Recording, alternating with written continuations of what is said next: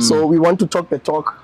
You have noticed nina bantu indlela aphila ngayo uNdiakholwa. And you also have noticed a glimpse kancinci nje apha kum ukuba ndiphambene nam ndinenkcenkce yam. Yeah.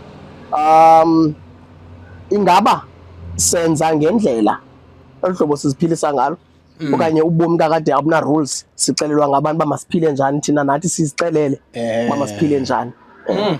Very interesting question.